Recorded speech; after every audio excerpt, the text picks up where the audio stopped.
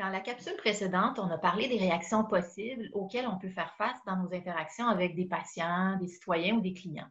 Dans cette capsule, on vous propose des actions concrètes adaptées aux réactions émotives liées spécifiquement à la pandémie. Ce sont des actions issues d'études sur ce qu'on appelle les premiers soins psychologiques. Ces gestes n'exigent pas de formation particulière et sont à la portée de tous. Les voici. D'abord, faites en sorte que la personne se sente en sécurité, particulièrement si vous entrez chez elle ou si vous devez être en contact physique. Expliquez ce que vous ferez pour la protéger et pour vous protéger. Par exemple, si vous offrez des soins à domicile, vous pourriez dire: je vais porter un masque et une visière. Je vais vous donner un masque à vous aussi. Vous pouvez même la prévenir d'avance si vous lui parlez au téléphone en disant, par exemple: ne soyez pas surpris, je porterai un masque quand j'arriverai chez vous. On peut aussi voir avec la personne ce qu'elle comprend des consignes. Par exemple, spécifier qu'on peut voir des gens, qu'on n'est pas obligé de rester enfermé chez nous. On peut expliquer le 2 mètres qui nous protège, parler du lavage des mains, par exemple. Essayez de normaliser les émotions ou les réactions de la personne. Rassurez-la que ces émotions sont normales, que beaucoup de personnes se sentent comme elle. C'est apaisant de savoir que d'autres vivent la même chose que nous. On se sent moins seul. Dans la situation actuelle où les gens ont été beaucoup isolés, c'est très, très important. En troisième lieu, orienter les gens vers des ressources.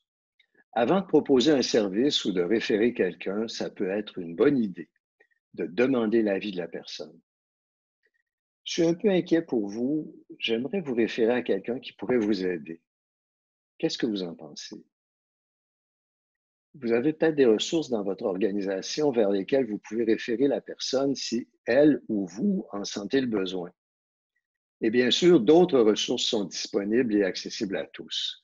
Vous trouverez ces ressources les plus communes à la fin de la capsule.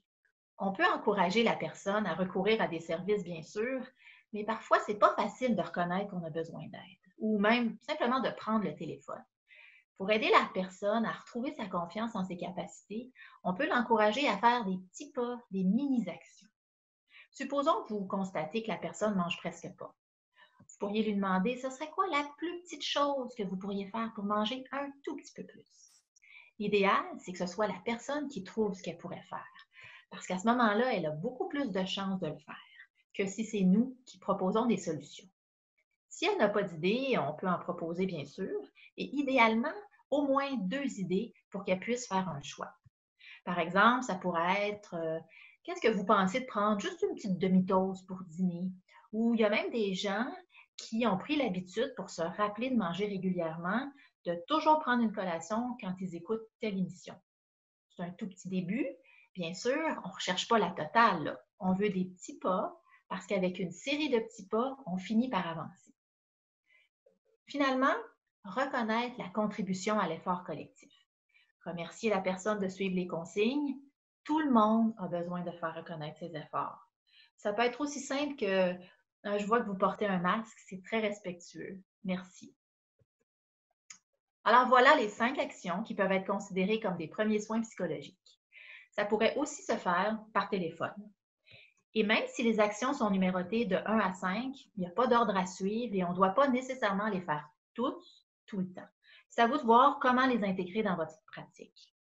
Une façon classique d'apprivoiser les nouveautés, c'est de se concentrer sur une seule action.